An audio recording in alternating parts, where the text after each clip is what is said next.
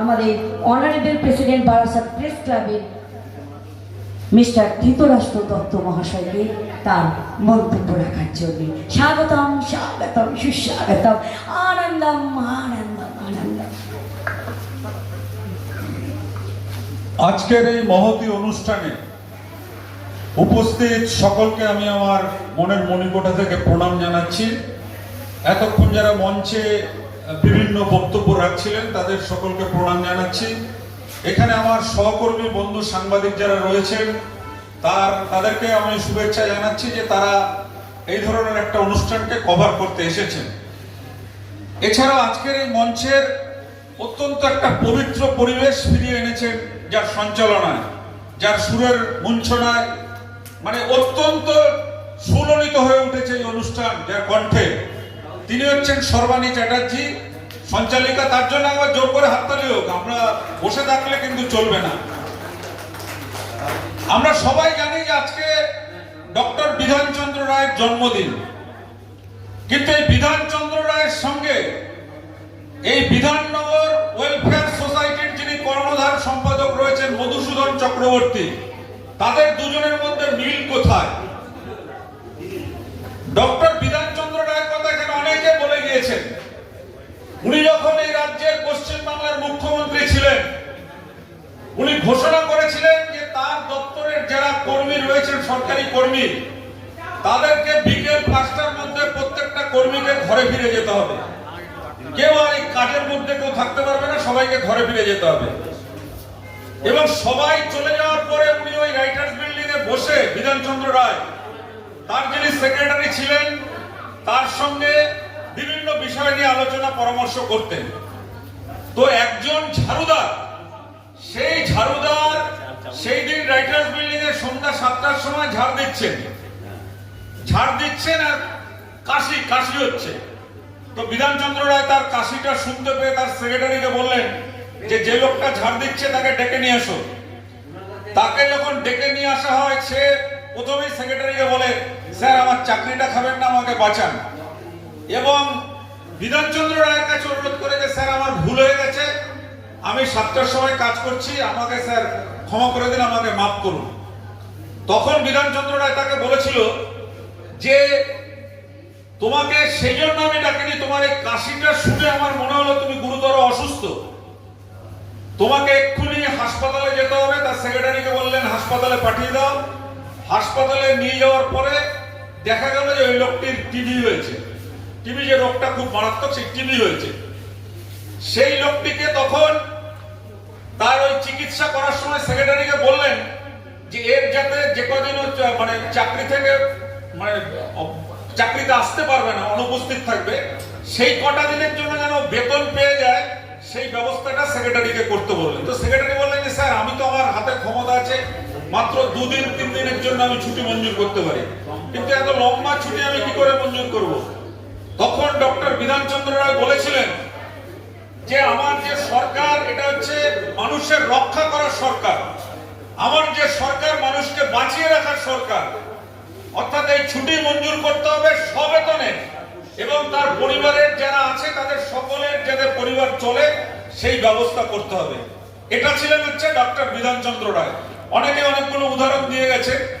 এবার আজকের যিনি এই রক্তদান শিবিরের মেন উদ্যোক্তা মধুসূদন দা, সেই মধুসূদন দার সাথে ডক্টর বিধানচন্দ্র রায়ের মিলটা কোথায়? আপনারা জানেন, যারা আমরা এখানে বসে আছি, আমরা এখনো বেঁচে আছি। আমাদের দেশে এমন একটা রোগের প্রাদুর্ভাব হয়েছিল করোনা। এই করোনার সময় কিন্তু আমরা যে তারপরে বাঁচবো আমরা কিন্তু অনেকেই ভাবিনি, কারণ আমাদের পরিজনদের হারিয়েছি, তাদের মৃতদেহ বেওয়ারিশ লাশে চলে গেছে। আমরা কিন্তু সেই মৃতদেহের সামনেও ভয়ে যেতে পারিনি। এই যারা এখানে রয়েছে আমরা প্রত্যেকেই ভাববেন যে আমরা একটা নতুন জন্ম পেয়েছি। এবং সেই করোনার সময় আমি দেখেছি যে মধুসূদন চক্রবর্তী রাজ্যের বিভিন্ন জায়গায় তার অ্যাম্বুলেন্স পাঠিয়ে প্রত্যেকটা মানুষের জন্য যখন শুনতে পাচ্ছেন যে মানুষগুলোর খাদ্য নেই, বস্ত্র নেই, তাদের কাছে ছুটে গিয়ে তাদেরকে খাদ্য বস্ত্র পৌঁছে দিচ্ছেন এই মধুসূদন চক্রবর্তী। এবার কেন এই উপমাটা আপনাদেরকে কেন দিলাম? আমার বাবা প্ল্যাটফর্মে একটা চায়ের দোকান চালায়।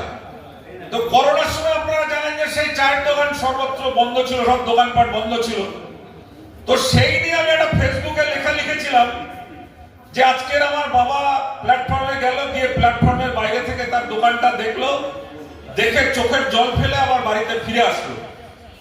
মধুসূদন দাকে কিন্তু আমি কিছু ফোন করে বলিনি। ওই লেখাটা ওনার দৃষ্টিগোচরে আসার পরে হঠাৎ করে দেখছি দুপুরবেলা একজনকে আমাকে ডাকছে যে আপনার বাড়িতে কিছু চাল, আলু, ডাল, তেল এগুলো এসছে। বললাম কে পাঠিয়েছে? তখন অ্যাম্বুলেন্সে দেখলাম যে এই সংস্থার নামটা লেখা রয়েছে এবং তারা বললেন এটা মধুসূদন দা পাঠিয়েছেন। তাহলে এই কথা আমরা বলতে পারি যে বিধানচন্দ্র রায়ের যে মানসিকতা ছিল, সমাজ পরিবর্তন, সমাজ উন্নয়ন, মানুষকে বাঁচিয়ে রাখা, সেই কাজটাই কিন্তু মধুসূদন চক্রবর্তী করে চলেছেন নির্ভীকভাবে, নিরপেক্ষভাবে, সকলের জন্য। এটা হলো 1 নম্বর। 2 নম্বর, মধুসূদন দাকে তার কথাবার্তা অত্যন্ত শান্ত, শিষ্ট, ভদ্র, মার্জিত রুচিবান একজন মানুষ। কিন্তু মধুসূদন দা এই মুহূর্তে যে কাজটা করেছেন, পশ্চিমবঙ্গের বুকে সবচাইতে বড় সাহসী কাজ তিনি করেছেন। এবং সাহসী হিসাবে আজকের এই মঞ্চে যারা উপস্থিত রয়েছেন প্রত্যেককে বলবো একবার করতালি দেওয়ার জন্য। তারপরে আমি ঘটনাটা আপনাদের সামনে বলছি, যেহেতু আমি সাংবাদিক তাই বলছি।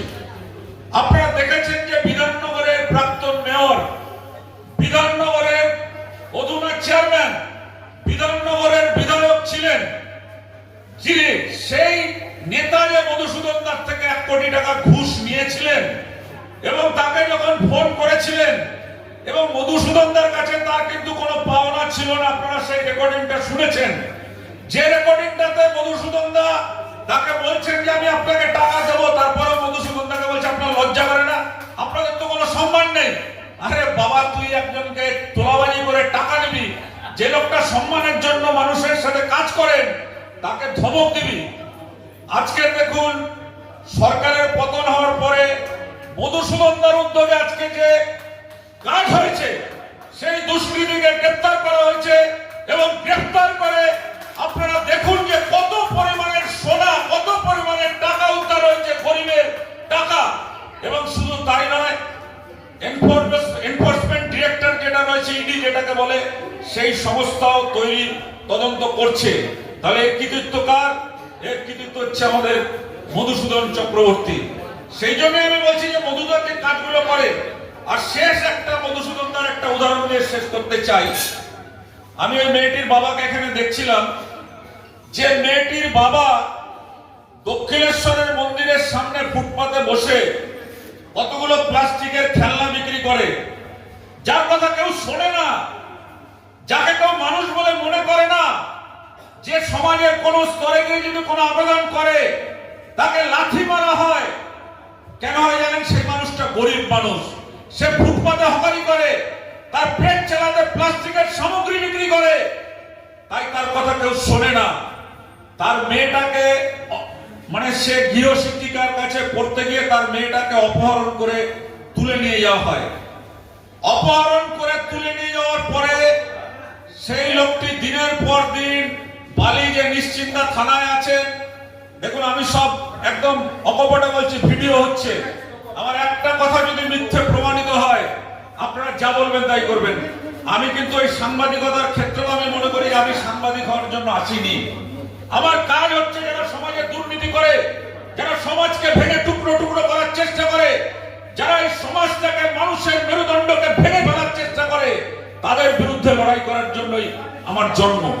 এবং আমি নিজে, আমি বলি যে আমি ল্যাঙ্গট পরে সাংবাদিকতা করতে এসেছি। কারণ আজকাল দেখবেন লিস্ট বেরিয়েছে একটা সাংবাদিকদের তালিকা, যারা গত সরকারের থেকে বিভিন্ন উপঢৌকন নিয়ে নামি দামি গাড়িতে করে চড়েন, জায়গায় জায়গায় ফ্ল্যাট বাড়ি করেছেন, এটা বলতে লজ্জা করছে, জায়গায় জায়গায় ফ্ল্যাট বাড়ি করেছেন, নামে বেনামে ব্যবসা করেছেন, পুরী, দীঘা, বিভিন্ন জায়গায় হোটেল করেছেন। সেই সমস্ত সাংবাদিকদের সঙ্গে আমাদের তুলনা করবেন না। কারণ আমরা হচ্ছে কাঙাল হরিনাথের বংশধর। যে কাঙাল হরিনাথ এক সময় রবীন্দ্রনাথ ঠাকুরের জমিদারি প্রথার বিরুদ্ধে লড়াই করতে গিয়ে যাকে ঘেরাও করেছিলেন রবীন্দ্রনাথ ঠাকুরের দাদা জ্যোতিরিন্দ্রনাথ ঠাকুর, সেই সময় রবীন্দ্রনাথ ঠাকুর গিয়ে তাকে উদ্ধার করেছিল। যে কাঙাল হরিনাথ হাঁটু অব্দি ধুতি পরতেন, ফতুয়া জামা পরতেন এবং দেওয়ালে পোস্টার লিখে, খবর লিখে মানুষের কাছে ছড়িয়ে দিতেন। আমরা সেই কাঙাল হরিনাথের বংশধর।